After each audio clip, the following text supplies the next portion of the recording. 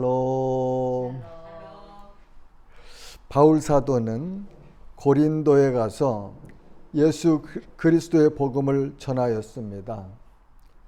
죄인들을 구원하려 이 땅에 오신 예수님은 하나님의 아들이시며 그리스도라는 사실과 그분이 우리의 죄를 대신하여 하나님 앞에서 징벌을 받고 갈보리 언덕 십자가에서 못 박혀 죽으신 사실을 전하였습니다. 그리고 죽으신 예수님은 장사한 지 사흘 만에 다시 살아나셨고, 이 예수 그리스도를 주님으로 믿는 자는 구원을 받는다는 진리를 전하였습니다. 바울은 자신의 선교 사역을 통해서 세워진 고린도 교회 교인들의 사회적인 형편을 살펴보면서 복음의 위대함을 증거하고 있습니다. 그 내용은 먼저는 하나님께서 부르셔서 복음을 믿게 하신 사람들에 대해서 말합니다. 본문 26절은 형제들아 너희를 부르심을 보라. 육체를 따라 지혜로운 자가 많지 아니하며 능한 자가 많지 아니하며 문벌 좋은 자가 많지 아니하도다. 지혜로운 자가 많지 않았고 능한 자도 많지 않았고 문벌 좋은 자도 많지 아니하였다고 그렇게 기록하고 있습니다. 이렇게 본다면 고린도 교인들은 세상에서 자랑할 만한 사람들이 많지 않았음을 볼 수 있습니다. 그런데 이 지혜롭지도 못하고 능하지도 못하고 문벌도 좋지 않은 그들을 하나님께서 부르셔서 하나님께서 택하셔서 성도로 세워주셨다. 그런 말씀을 하고 있지요. 선택의 진리에서 선택의 주체가 하나님이십니다. 하나님께서 불러주신 사람만이 하나님의 자녀, 성도가 될 수 있는 겁니다. 본문 27절에서 그러나 하나님께서 세상에 미련한 것들을 택하사 지혜 있는 자들을 부끄럽게 하려 하시고 세상에 약한 것들을 택하사 강한 것들을 부끄럽게 하려 하시며 그렇게 기록하여 주셨죠. 여기서 보면은 우리 본문 말씀에서 보면은 하나님께서 택하사 하는 말씀이 3번이나 거듭 강조되면서 기록되어 있어요. 그 말씀은 무슨 의미입니까? 성도를 택하신 분은 하나님이시다. 그러니까 택하심의 주권이 하나님께 있다 하는 것을 우리에게 알려주고 있지요. 저는 이 유튜브 방송을 시작하면서 그런 마음으로 시작했습니다. 이젠 나이가 먹어가니까 기억력도 자꾸 감퇴되고요. 또 말도 어눌하고 그래서 말 잘하고 이렇게 설교를 잘하는 다른 목사님들하고 비교하면은 나는 안 해야 맞는 그런 입장입니다. 그런데 왜 시작했느냐? 나는 내 스스로 내게 질문하면서 답하는 것이 나이 먹으면 복음 못 전하느냐? 아니야, 전할 수 있어. 나이 먹으면 성경 못 가르치느냐? 아니야, 가르칠 수 있어. 늘 저는 제게 질문하면서 그렇게 대답을 합니다.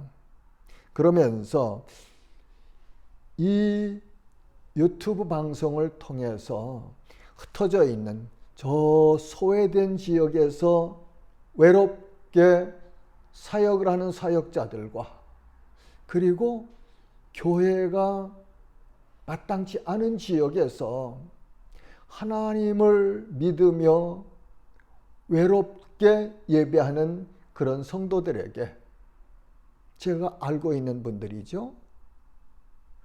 이 동영상을 통해서 작은 위로라도 할 수 있다면 나는 참 가치가 있다 생각하고서 시작을 했습니다. 뿐만 아니라 제가 얼마나 이 유튜브 방송을 통해서 설교를 방영할지 모르지요. 그러나 제 생각에는 단 한 영혼만이라도 이 유튜브 방송을 동영상을 통해서 하나님을 알고 믿는 사람이 일어날 수 있다면 나는 모든 것을 걸 수 있는 가치가 있다. 그렇게 생각을 하고 시작을 했습니다. 성도의 존재가치 참 존귀한 거죠. 존귀한 겁니다. 세상에서는 지혜가 부족하고 연약하고 문벌도 좋지 아니하고 그렇지만 하나님께서 택하셔서 부르셔서 그분의 자녀를 삼아주셨다는 이 엄청난 은혜는 우리 성도들에게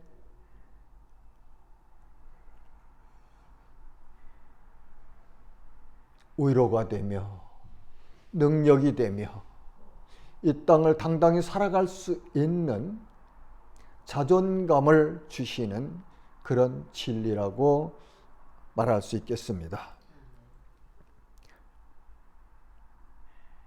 자, 이제까지 살펴보니까 고린도 교회의 교인들은 세상에서 그렇게 자랑할 것이 별로 많지 않은 사람들이 많았네요. 일부 고린도 교회의 일부는 또 이렇지 않은 교인들도 있었겠죠. 왜냐하면 많지 아니하고 하니까 있기는 있는데 많지는 않았고 대부분의 많은 사람들은 그렇게 약하고 지혜롭지 못하고 부족한 것이 많은 그런 사람들이었던 것 같습니다. 지금 이 시대에 하나님의 부르심을 받은 사람들의 모습과는 어떻게 다를까요?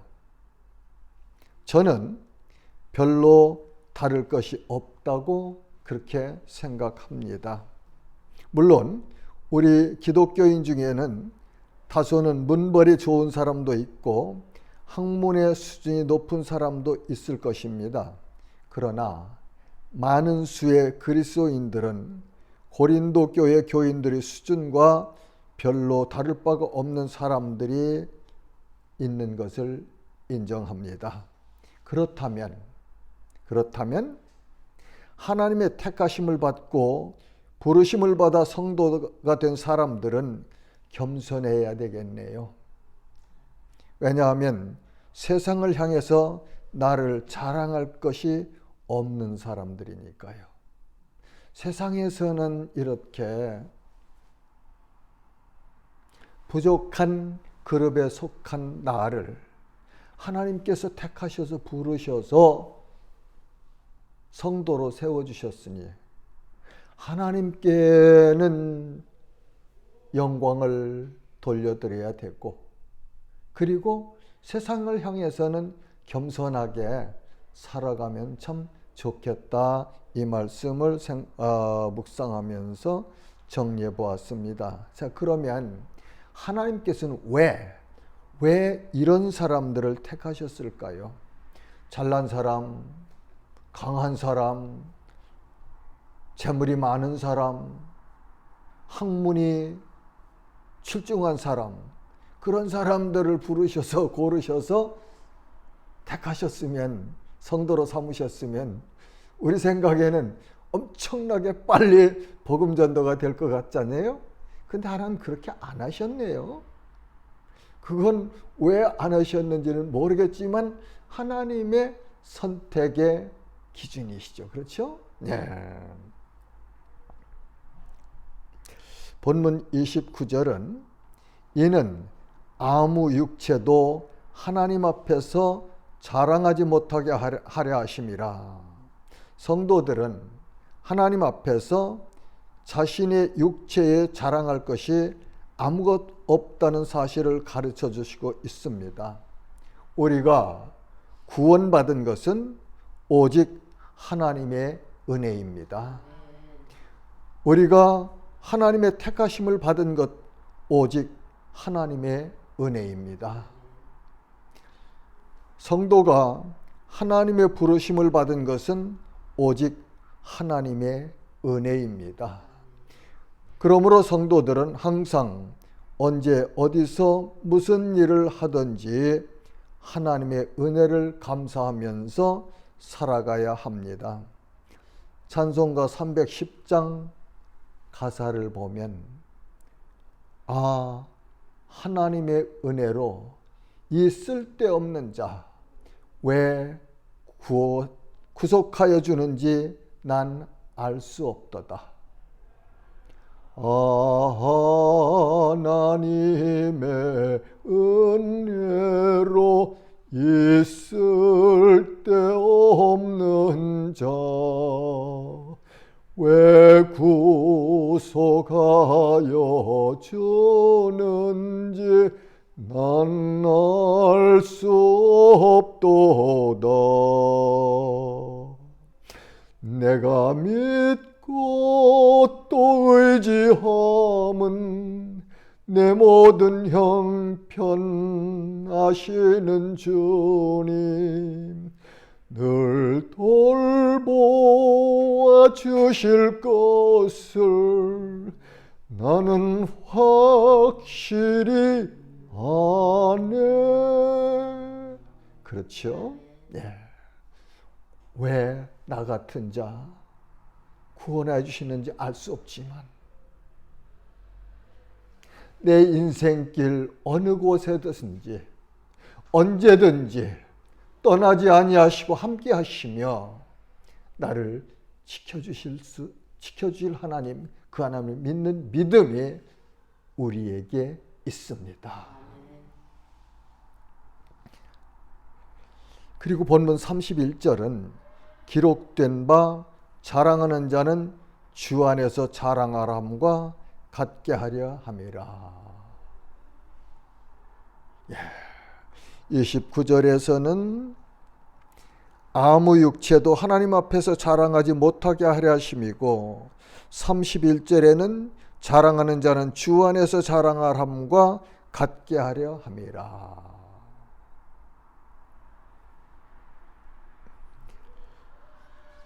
자, 그러면 하나님께서는 이렇게 연약한 자들을 택하셔서 구원하셨는데 그 선택의 방법이 무엇일까요?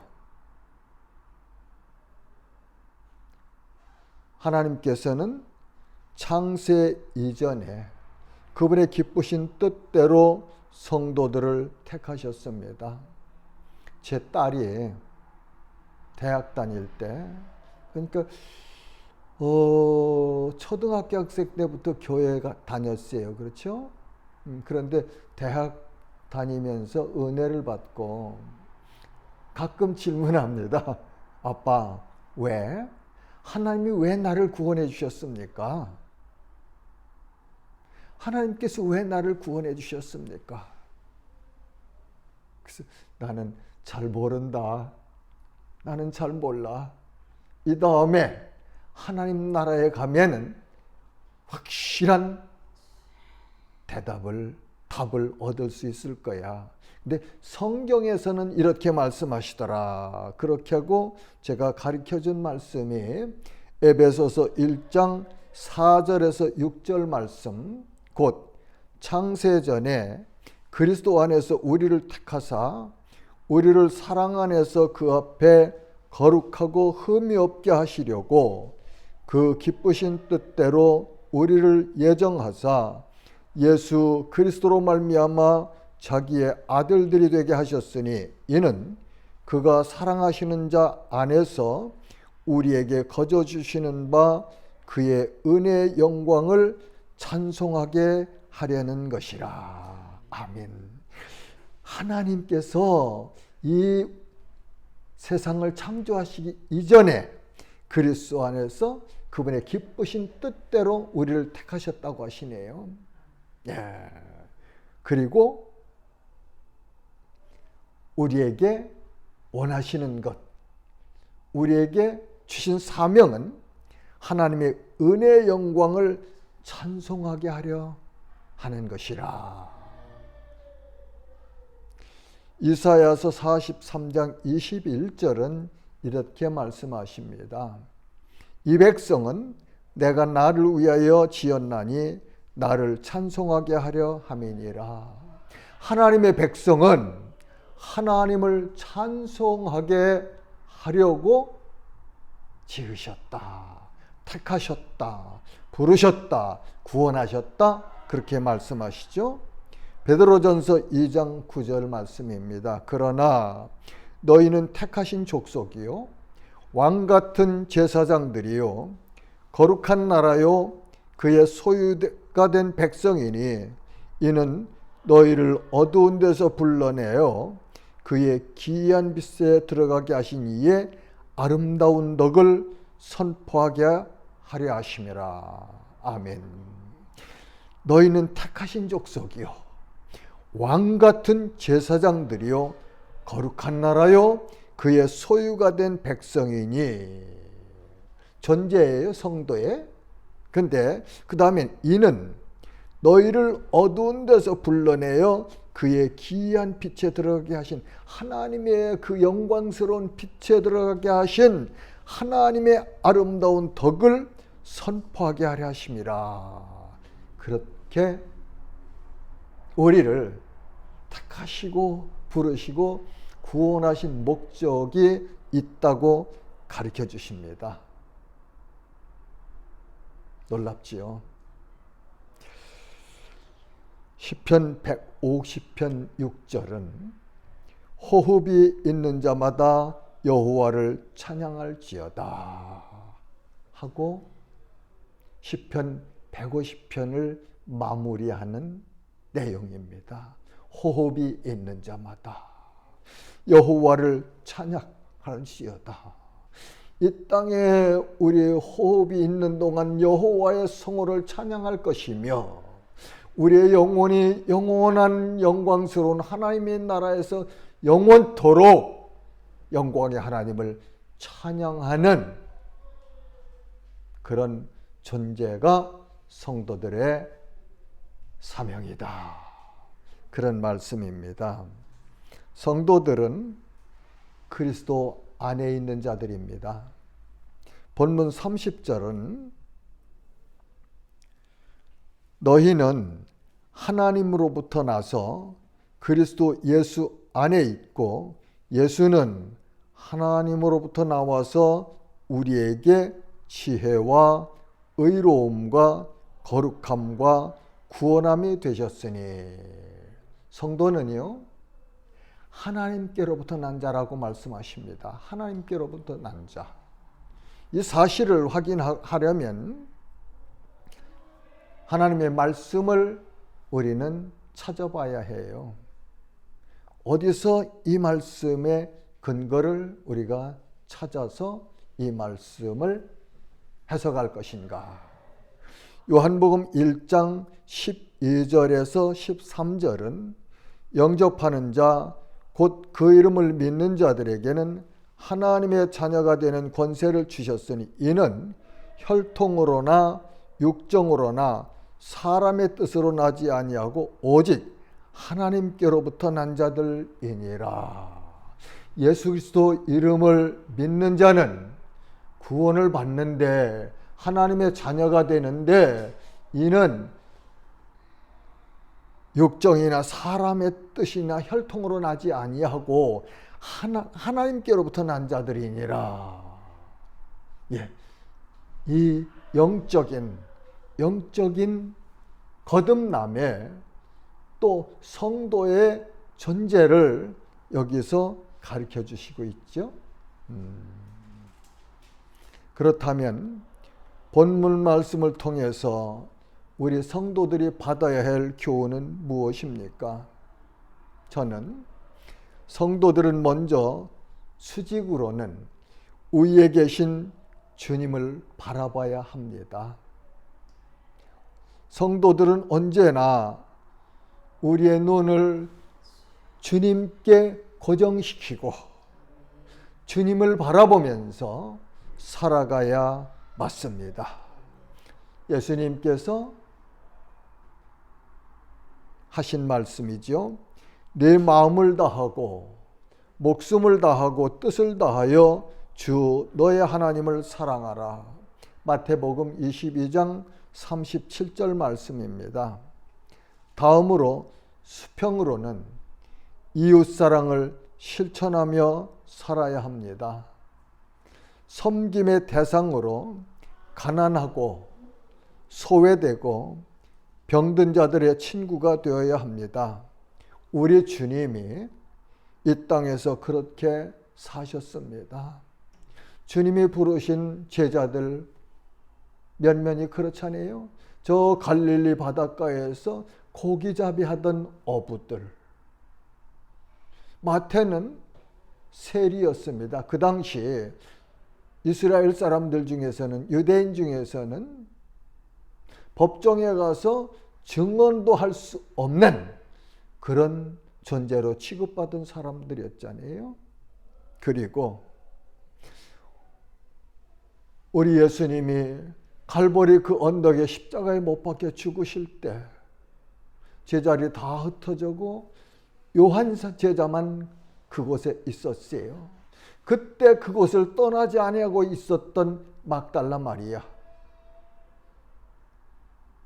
아주 비참한 그런 존재였지 않습니까? 근데 예수님께서 7 귀신을 쫓아내 주시고 고쳐주신 그 은혜가 감사해서 예수님의 사역을 따라다니며 섬겼잖아요. 그리고 예수님이 죽으시고 장사 지낼 때 그때도 막달라 마리아 그 현장에 있었습니다. 안식일이 끝나고 가장 먼저 무덤을 찾아갔던 사람이 막달라 마리아라고 성경은 기록하여 우리에게 알려주고 있잖아요. 왜요? 막달라 마리아 왜 이렇게 예수님 사랑했을까요? 세상에서는 그 누구한테도 인정받을 수 없는 비참하고도 참 그런 어려운 환경 속에 있는 그를 주님께서 고쳐주셔서 남들처럼 똑같은 동등한 환경에서 이 땅을 살 수 있도록 베풀어진 은혜가 감사했기 때문에 그는 자기 모든 것을 다 버리고 예수님의 사역을 돕고 예수님을 섬기는 그런 삶을 살았던 것을 우리는 알 수 있습니다. 예수님은 그렇게 가르쳐 주십니다. 누가복음 10장 28절에서 37절 말씀에서 강도 만난 이웃을 섬겼던 사람의 이야기를 가르쳐 주시죠. 제가 읽어볼게요. 예수께서 대답하여 이르시되 어떤 사람이 예루살렘에서 여리고로 내려가다가 강도를 만나매 강도들이 그 옷을 벗기고 때려 거의 죽은 것을 버리고 갔더라.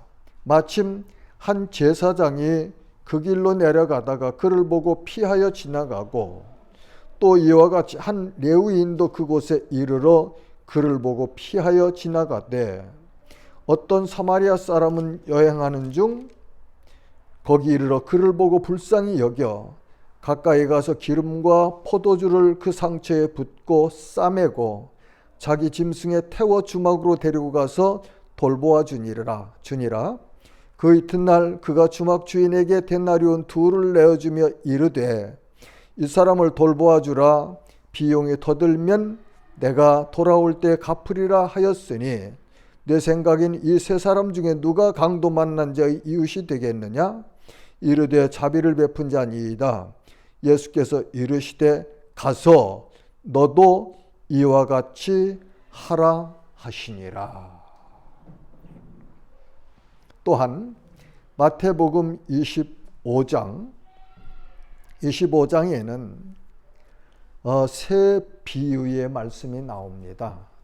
그런데 25장 31절부터 쭉 보면은 46절까지 보면은 예수님이 자기 영광으로 모든 천사와 함께 올 때에 자기 영광의 보좌에 앉으리니 모든 민족을 그 앞에 모으고 각각 구분하기를 목자가 양과 염소를 구분하는 것 같이 하여 양은 오른편에 염소는 왼편에 두리라. 그때에 임금이 그 오른편에 있는 자들에게 이르시되 내 아버지께서 복받을 자들이여 나와 창세로부터 너희를 위하여 예비된 나라를 상속받으라. 양들은 이미 창세 전에 정하셔서 나라를 상속받을 수 있는 존재라고 가르쳐 주시네요.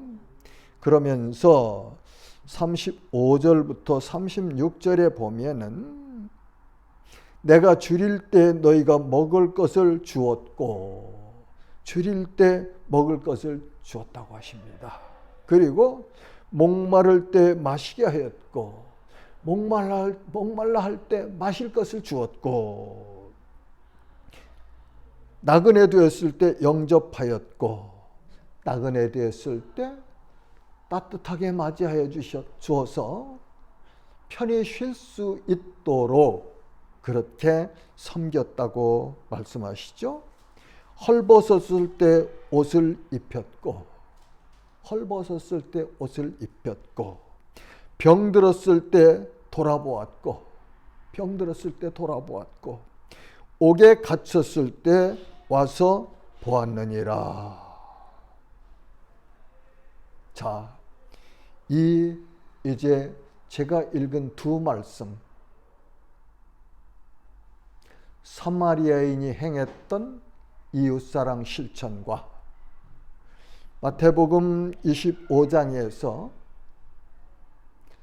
가난한 우리 이웃의 삶의 현장에서 만났던 이웃들에게 한 것을 주님은 그게 곧 내게 한 것이다, 그렇게 말씀하셨거든요. 그렇다면 제 삶과 성도인 우리들의 삶과 성도들의 모임인 교회의 현실을 보면은 여러분은 어떻게 생각하십니까?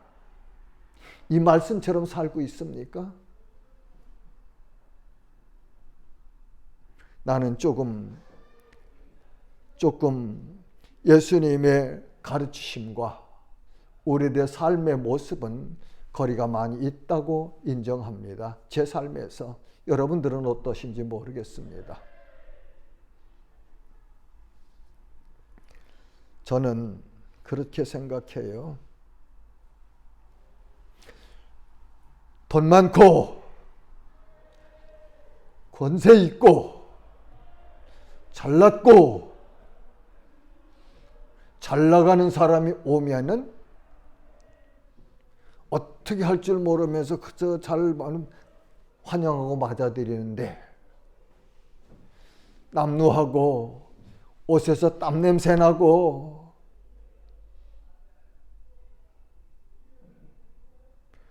보안이 주머니에 가진 것은 없고 내가 도와줘야 될 그런 상대가 오면은 우리가 어떻게 대하고 있습니까? 성도라면 마땅히 후자에 찾아온 그런 사람들, 가난하고 병들고 헐벗고 땀냄새 나는 옷 입고 주머니 빈 그런 사람들이 찾아왔을 때 기쁜 마음으로 주님을 만난 것처럼 주님을 대하듯이 주님을 모셔드리듯이 그렇게 모셔드려야 그것이 올바른 주님을 따라가는, 주님이 내 마음속에 거하시는 성도의 삶의 모습이다, 그렇게 말하고 싶습니다. 잘못된 말입니까? 이 말에 대해서 이의 있습니까?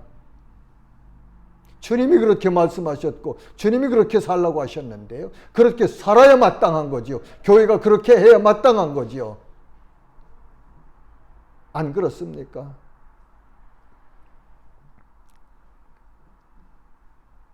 야고보서 2장 5절부터 7절에는 이렇게 말씀하십니다. 내 사랑하는 형제들아 들을지어다. 하나님이 세상에서 가난한 자를 택하사 믿음에 부유하게 하시고 또 자기를 사랑하는 자들에게 약속하신 나라를 상속받게 하지 아니하셨느니라. 가난한 자들을 택하셔서 믿음을 부유하게 하시고 또 자기를 사랑하는 자들에게 약속하신 나라를 상속받게 하셨다. 그런데 너희는 도리어 가난한 자를 업신여겼도다. 부자는 너희를 억압하며 법정으로 끌고 가지 아니하였느냐. 그들은 너에게 대하여 일컫는 바 그 아름다운 이름을 비방하지 아니하느냐. 정리하겠습니다. 성도는 하나님께서 택하시고 의롭다 하신 사람입니다. 세상이 뭐라고 하든, 세상이 아무리 차별을 하든, 세상이 아무리 업신여길지라도 하나님께서 부르셨고 하나님께서 택하셔서 하나님께서 의롭다 하셨다. 나는요, 이 한국에 와서, 이번에 와서 너의 내 마음속에 각인하는 것이, 그렇지, 교회에서 직분자들을 세울 때 환경 보지 말자. 성경에서, 사도행전에서 가르쳐 주시고 디모데후서죠. 디모데후서에서 가르쳐 주신 조건에 따라서 합하도록 직분자들을 세워야 되겠다. 그럴 때 하나님이 기뻐하시는 교회 될 수 있고, 그럴 때 이렇게 가난하고 병들고 헐벗은 사람들이 왔을 때 그들을 기쁨으로 맞아들이며 섬길 수 있는 그런 신실한 성도들로, 교회로 우리가 성장할 수 있겠다 하는 생각을 깊이 각인하고 있습니다. 오늘 한국 교회는 그렇지 않지 않습니까? 좋은 차, 좋은 아파트, 큰 아파트, 넓은 아파트, 좋은 직장, 좋은 학교, 모든 것, 좋은 것 가지고 있는 사람들 웰컴, 그렇죠? 어서 오십시오. 가난하고 병들고 소외되고 없는 자들 no thank you. 당신 다른 교회 가도 되잖아. 우리 교회 말고, 우리 교회는 이렇게 건물도 좋고 우리 교회는 이렇게 이름 있는 교회인데 당신 안 어울려. 입으로는 안 하겠죠. 그러나 마음속으로 그렇게 하고 있지는 않겠습니까? 그리고 가난한 자들이 어떻게 감히 그런 교회를 갈 수 있겠습니까? 갈 수 없지 않겠습니까? 환경이 변해야 됩니다. 변해야 됩니다. 하나님의 말씀으로 돌아가야 돼요. 하나님의 말씀 앞으로 돌아가서 그 말씀대로 행하는 것이 성도고 교회 아니겠습니까? 그렇게 됩시다. 로마서 8장 33절과 34절 말씀입니다. 누가 능히 하나님께서 택하신 자들을 고발하리요? 의롭다 하시는 이는 하나님이시니 누가 정죄하리요? 죽으실 뿐 아니라 살아나신 이는 그리스도 예수시니 그는 하나님 우편에 계신 자요 우리를 위하여 간구하시는 자시니라. 우리를 택하시고 의롭다 하신 분이 하나님이신데 누가 우리를 고발하고 우리를 정죄하랴. 아무도 없다고 말씀하죠. 왜요? 하나님은 창조주세요. 창조주 하나님이 우리를 택하셨고, 우리를 부르셨고, 우리를 자녀 삼으셨고, 우리를 의롭다고 하셨는데 누가 감히 우리를 판단하고 정죄할 자가 있겠습니까? 이것이 성도의 정체성이에요. 사명다하며 삽시다. 겸손하고 하나님 사랑하고, 그러면서 언제든지 내 영혼이 하나님을 찬양하는 그런 심령으로 날마다 기뻐하며 하나님과 동행하는 삶을 살아갈 때 우리 성도의 직분을 다 감당하는 것이죠. 예. 그런 교회, 그런 성도들이 우리 모두이시기를 주님의 이름으로 축복합니다.